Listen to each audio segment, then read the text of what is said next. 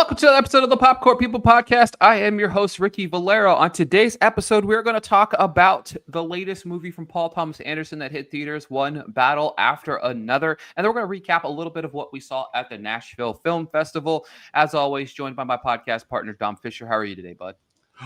What's popping, Colonels? It's that time of year. We're about to be chin deep in screenings and review links, and it's ramping up a lot quicker than usual because if you don't know, the Critics' Choice Awards will be earlier this year than usual. It'll be the first weekend of January. I think it's the 4th, I believe. And so we're getting them in early, baby.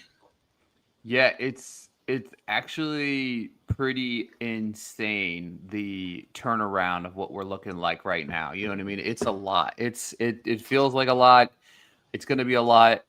And it's crazy because what happens all in the mix of all this, people don't realize there's actually normal movies and TV shows that come out too that we review and talk about. So it's like, it's not like that stuff stops. You know what I mean? Like it's a consistent go, which I mean, at this time of the year, we know what we're getting ourselves into. It's crazy. We'll be watching a lot of movies. So basically what we're trying to say is don't ask us to do anything. You know what I mean? Like, you know what I mean? Like, don't ask us to. It's the fall. I know we have football. That's probably like the day we're trying to relax and watch a little bit of football. And then on the flip side, we're trying to review all these movies that we're trying to watch. And then on top of that, we got TV shows. I've got reality TV. Everything. Oh, by the way, we have families. You know what I mean? Like, let's not forget about them too. You know what I mean? And then the holidays are coming up. Like it's right. You know what I mean? So, you know, we got one Christmas. You got about an hour of our time. You know what I mean? So leave us alone. But actually, Christmas isn't as bad because Christmas season, like, it's already almost over in some avenues. We're both part of the Music City Film Critics Association, which extends out a little bit further. But we already have an idea of what we're voting for because our Critics' Choice ballot is turned in, and we have probably already seen a lot of different things. So that's kind of exciting. Obviously, last week, thanks to our buddy Andrew over at Soho House for hooking us up, we got to see Warner Brothers. For hooking us up. So we got to see One Battle After Another at the Soho House. Tonight, we're going to see The Smashing Machine, which I know we're both very excited about. So we'll be definitely talking about that in the near future. That being said, Dom, let's talk about One Battle After Another, a movie that was a lot in so many different ways. We were talking about it as we walked in. It's one of the most hyped movies I have, there wasn't a single bad review going into that movie. Like you're reading I don't read the reviews, but you're reading the headlines, you're reading this. It's every review was, oh my God, it's as good as everybody says it was. Oh my God, it's as good as everybody said it was. And it was like, all right, I love Leo. I love this cast. PTA, I'm like a mixed bag of goods on. Could it be this good? Could it be overhyped? So, Dom, kick us off. One Battle After Another. All right, let's get a little backstory and what it's about. Bob is a washed-up revolutionary who lives in a state of stoned paranoia, surviving off-grid with his spirited and self-reliant daughter, Willa. When his evil nemesis resurfaces and Willa goes missing, the formal radical scrambles to find her as both father and daughter battle the consequences of their past.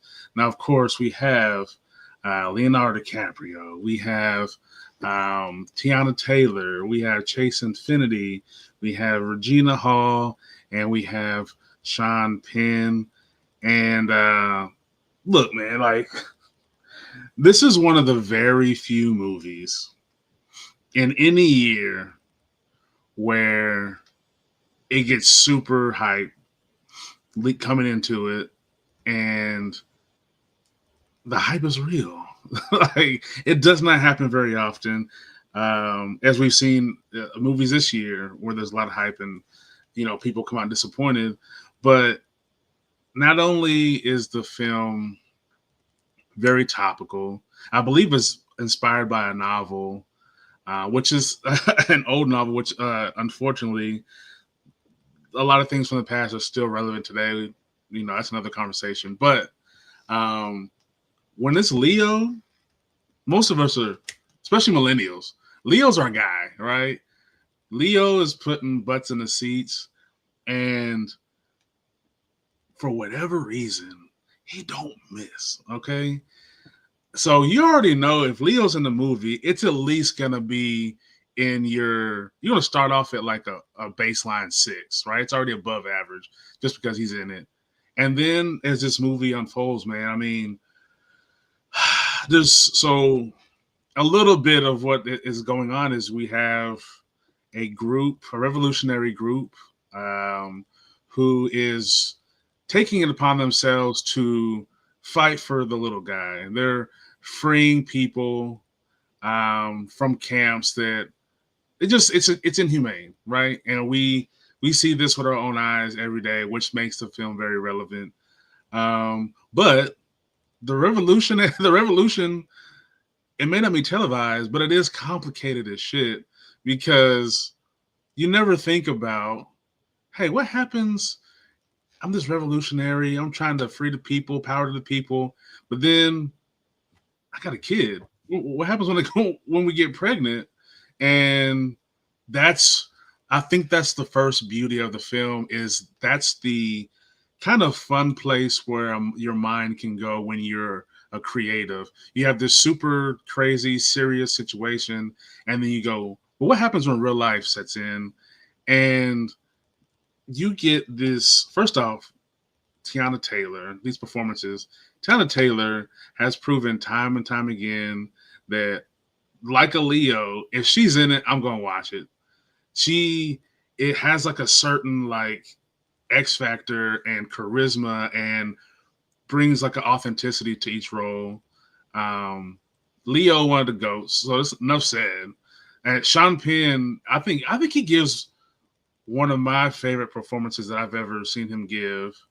And he's such his character, the language that him and a lot of the other guys that are fighting against use is some of the most like hard to hear language, which makes it more real because we see this online, we see in videos, but it's very clear who the bad guy is. And you didn't, and that's the one thing, it doesn't need to really say it. You just hear it and you go, oh, these are the bad guys. So it was done. The execution of that was very, very well done. And then you have this Chase Infinity, which is her feature debut. Dude, effortless. She is so fucking good, man. Like, yeah, it doesn't make any sense. But we go on this like high intensity chase of, it's like a political thriller. It's a dark comedy. It's a drama because Paul Thomas Anderson is able to balance out this like harsh reality with like some whimsy, especially with like Benicio del Toro's character, where it's like he's like everything just matter of fact because he's been doing it for so long. Everything is just like, nah, we got this. Like, yeah, okay, I've heard it all. Yep. Yeah, the film, dude, like we've been able to sit with it for a full week. And I think initially I was like, it's about a 9 out of 10. But the more I think about it, I'm like, I think it might be a 10, man. And it's very hard for me to like fully give that out because I usually never. I think one movie a year gets that, and this might be it, man. Like I was holding Sinners as my number one for most of the year, and this might be the one to climb above it. As much as I love to go into the horror realm, something that's not only topical but is able to construct something that's immensely entertaining the entire time with like we talked about the attention to the detail of the characters, like the actors able to bring to the characters, whether it is how stoned out that Leo's character that Bob is, and just him, like not only is he just not just a stoner, but you see him like complaining that he can't remember shit, been baked out, and he's got the little roach clip trying to get as high as possible just because he wants to detach from whatever's going on. Dude, like it's a good time. I've had like a few conversations and DMs about the movie, and it seems like that is the consensus. Like critics and audience alike, like everyone loves this movie, and it's if you see it, you understand why immediately. Like, oh, this is an easy one to say. Hey, this is 4 or 5 out of the stars. You know what I mean? Yeah, you know, it's crazy to me watching something like this and understanding that films like this exist in the world that we're in. You know what I mean? Like it's very timely. You know what I mean? Like very, very timely. Like, we'll sit there and talk about that until we're blue in the face because it looks like America. You know what I mean? Like and it reflects America and the precedent that's being set day to day by individuals. And you almost look upon it as in like, wow, like, are we going in this direction? You know what I mean? Right. Like there's a lot, we are in the part of the story of which you're following. But on the flip side, what does that look like in our future? And the performances are so it's it's crazy. Like somebody like Sean Penn, when you see Sean Penn enter the screen, that walk, the first time you watch that man walk, you kind of knew in your head, like if you're a fan of film, like you knew we were on the verge of a great performance Yep. because there's just certain ways that people like Sean Penn's character walk and people like that in that circle. And you see it and you're like, "Dang, like we're in for an all timer." You know what I mean? And then just the way Sean Penn plays this character, I don't know if I'll see a better supporting performance this year. It's such a visceral and such a vile and such a mind bending performance in so many different layers that you hate him so much. You know what I mean? Like he's so vile. And it's just a testament to how he portrays this character. And there's so many different layers of this film. I feel like it's crazy. I'm the same way. I don't love giving out 5 stars just when you see a movie for the first time. And this was that film. I did. I gave it 5 stars as soon as I left the place because I just knew how good it was. And I feel like it's a film that's only going to play better upon each watch. Even the 2 hour and 40-minute timeline runtime, I didn't feel it. You know what I mean? No. And then it's crazy. You talk about Chase Infinity, who really, there's several different scenes.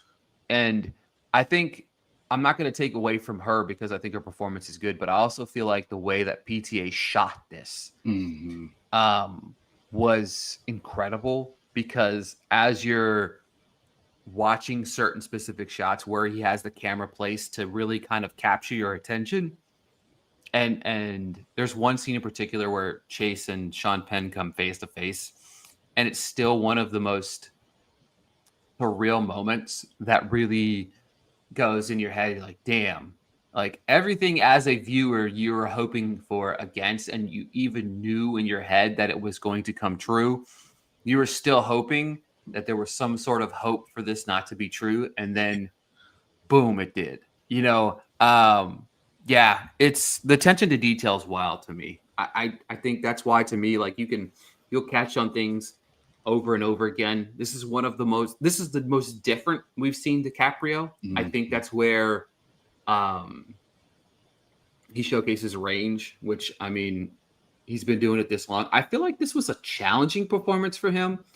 And I think that's maybe why it still stands out so much to a lot of different people because we've never seen him perform like this before. Like we've never seen such a odd comedic. And then the script. I think that might be the crown jewel of all of this because, as you said, you're battling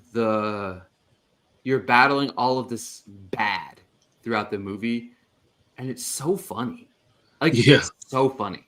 Like there shouldn't be able to, and that's where to me I think why it's like an automatic 5-star because the topic is raw, and you're facing what we're facing in today's culture, and how you could even rebuke that and how we could take on stuff like that in society.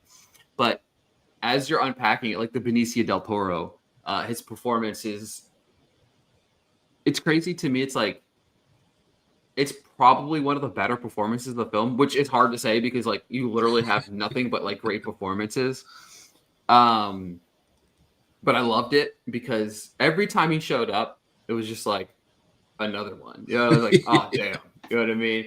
So, and then there's Leo. I don't know, man. I could just, it's just one of those films that you could just unpack for days. Yeah, and the crazy part is too, I think when we kind of initially talked about it and we kind of broke it down, I think what makes it go so well, flow so well, is that it almost seems like the approach was less is more, because a lot of the scenes are able to breathe. There's not like, it's not overcrowded with dialogue. There's a lot of, a speech or a conversation happen, and then you have like a shot that lasts like 3 to 4 seconds longer than most shots might be. And like you said, like some of the close-up shots, like there's one in particular that when they get to where they're supposed to be going, and Chase and a woman are face to face, and she's like, "You're just like your mother," and you see her face kind of change and her mother's energy like enter her, and I was like, "Oh shit!" There's that transformation that like I didn't know was gonna happen. I didn't foresee any of that happening that way, because I don't give anything away, but it just wasn't expected.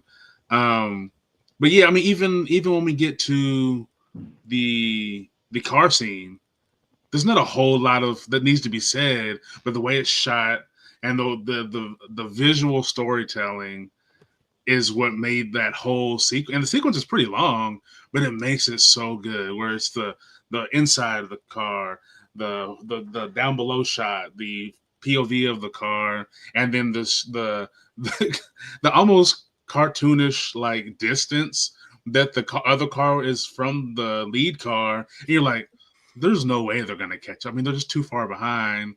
And then you have to rectify. Okay, they're just gonna keep coming until I do something. But just that tension build, and just to pull back, the seriousness a little bit and go, okay, look, this is clearly a little goofy, but it is like in a sophisticated, goofy type of way. Yeah, I don't honestly, I don't know how long it took them to shoot this movie, but I can't fully comprehend like what was in his head to do the things that he did, and that's what makes it so great. Like Benicio's character is a sensei, right? He owns a dojo, and he's always sensei. He's bowing at all times. Like he maintains that like stoic sensei honor throughout the entire time, while also drinking and driving. Like there's a lot, man. There's a lot to love about the movie. Even if you just went for the character work, it's gonna be a great movie. If you went for the plot, which is when you break down Sean's character, was it Lockjaw? I mean, if you take his arc, that could be like your main focal point of the movie. Like it happened because of what he did, or you could look at what Bob and them did in the past and say that's the main plot. It's kind of, they intertwine, but you could choose one to be the focal point and let that lead you through the whole film. Yeah, they I don't know, man. And I think most people, the average audience member who goes to movies like, I don't know, 5-10 times a year, if that, it's not a movie that they initially, I don't think, will go, oh, that's the movie of the year. Like you just watch the trailer and you like, that's what people are claiming, because it doesn't sell the blockbuster, right? Like we're used to. But it does have that, it rides the line between art, like the artsy films, and then blockbuster. It rides that line perfectly. And this movie, I think, is able to bring in more of a general audience, because we talked about this before, and I talk about it all the time with people who are unfamiliar with how the industry works. They go, "Oh, this movie won an Oscar. I've never heard of it, or I never saw that. Nobody I know saw that movie." But something like this is for everybody. So I think that this will be the one that people go, "Oh yeah, this is the one that should win," and then be excited and say, "Oh," and be able to say that they saw it if it does win. So yeah, Paul Thomas Anderson, man, he pulled one out, man. He really did. Like, this was kind of impressive what he was able to do in this film. I was really impressed with that. I mean, I just feel like he brought his A game in a way that I don't think we've really seen from him, in my opinion. And I know that's kind of a controversial statement, but I don't know. I love the movie. I love what he brought to the table, and I'm excited. I'm excited for more. You know what I mean? I'm excited to talk about it more. I'm excited to really, yeah. I don't know. It's just one of those films that will be one of the best films of the decade. Period. You know what I mean? Like, it's that good. All right, time to transition into the Nashville Film Festival. We both partook in the Nashville Film Festival this year. Some solid films. Talk to me a little bit about what you saw. We're not going to go too deep into it, obviously. We're already 20 minutes deep into your time. We like to keep these short and sweet, but talk to me a little bit about some of the favorite things you saw out of the festival. So I think I watched about maybe about seven. That's about 7 films. My favorite, I think, coming out of it was probably Slanted, and it played at South by Southwest. But to me, it kind of bridges the gap between what's the wow, I can't remember. What's the one with Demi Moore and Margaret Qualley from last year? Oh, Substance. Yeah, it bridges like the Substance and Mean Girls and Dee Dee all together, and you get this like this assimilation story of a Chinese American and feeling, how one feels when you're the other, essentially.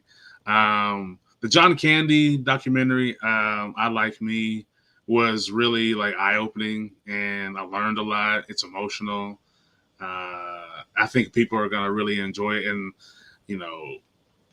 and I think too it's so good in a way that I heard somebody say, I don't know if I liked it because it's such a good movie or because I like John Candy that much, which I think is always like a good defining moment for something like a documentary, because you want both of those things, and if they kind of marry, it makes it that much better. I have to say that the most interesting was Fuck Toys. For one, it's called Fuck Toys, and it's, dude, I don't even know how to fully put the movie in words. It's like this trippy, like mind fucky type of movie where it like subverts I don't know, dude. Like, it subverts every kind of notion that you think how the movie should operate, and it just does whatever the hell it wants to do, which is pretty fucking badass. But I think it's one of those movies where the title is not just for shock value. It is like kind of in rebellion, but also it prepares you for this crazy ass journey that you're about to see. But I feel like those are probably some of the top ones. Comparsa was a good doc as well. But yeah, I think those are the ones that stood out the most. Yeah. Go ahead. No. I was about to try to think of another one, but I think those are the ones that really like stick out more than any of the rest of them. Yeah, for sure. To me,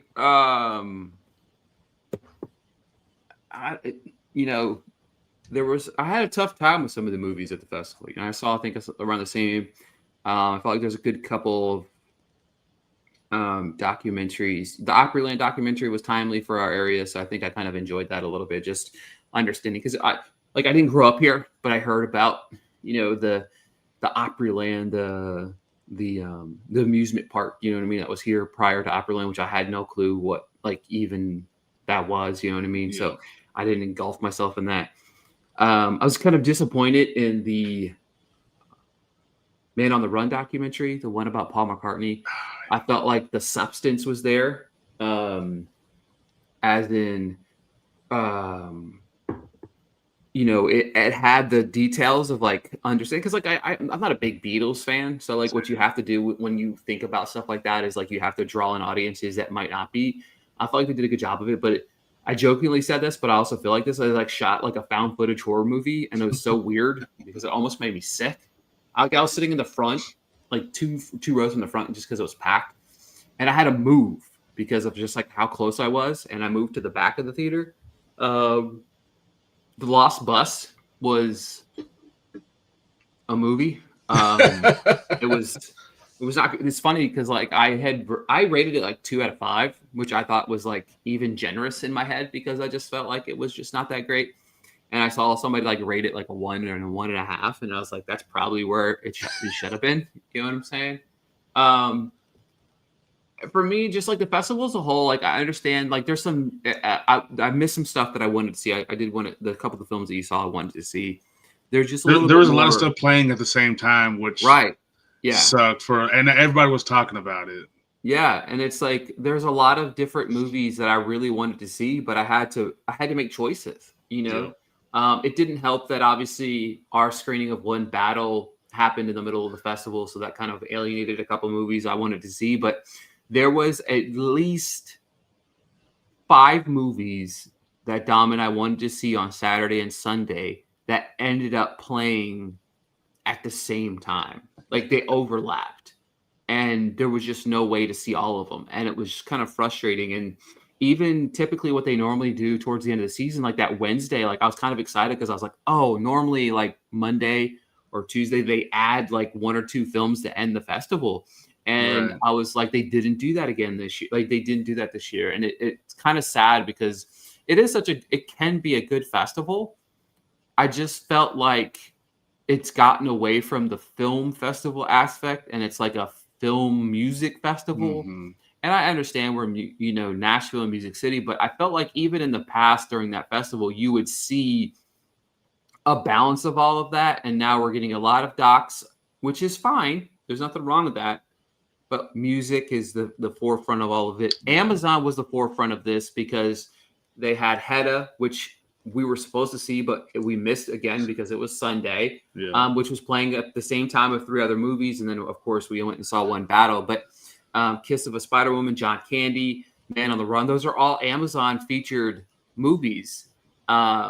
And that was really like the gist of what we saw there. Like that was Amazon was the forefront, and that was really it. So I'm really hoping that in the future, we can get back to the days of the Marriage Story, the Honey Boys, the Jojo Rabbits, all in one festival, so that we can consume that. Yeah, I feel like it's slowly trying to become South by Southwest, where it's a music and arts like festival, which is fine. But even South by Southwest like still has like bangers, Yeah. Movie wise, is one of the oldest running film festivals. I feel like they should have a little more clout, to bring in.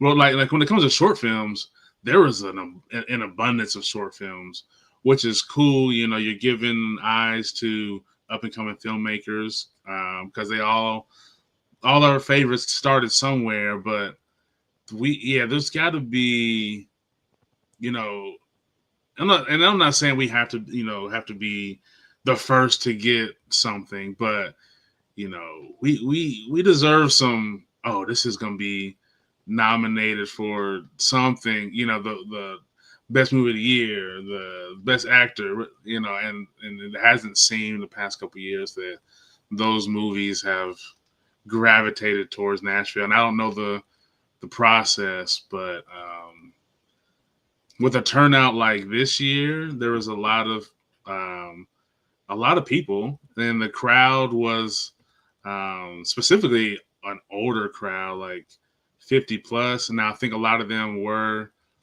they gravitated towards because of the Opryland doc. Because I heard that, and I talked to a woman that a lot of people in there worked at Opryland back in the day. Yep. So, and then I think a lot of them just kind of stuck around because, you know, the festival's cool. But yeah, we gotta, we need to bring, there's got to be a new excitement, a new hype, especially with like a new generation, you know, about to head to college and really be able to find their path in film. But yeah, and I will say, I did interview Jamie Presley. She has a production company called Liston James, who has acquired a series they're going to do called R&R, Robbie and Rachel, which is focused on it's a comedy series, and focused on two characters, a brother and sister. One is queer, one has Down syndrome, and they have like a proof of concept, a 10-minute episode that they played, and it's hilarious. It's going to be really good. The one question I forgot to ask, because it was kind of a whole like rogue situation when we got the interview done.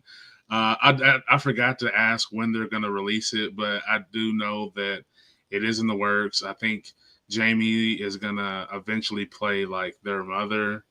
But her and her partner Kelly, JJ and Kevin, who are the stars, like they're really cool.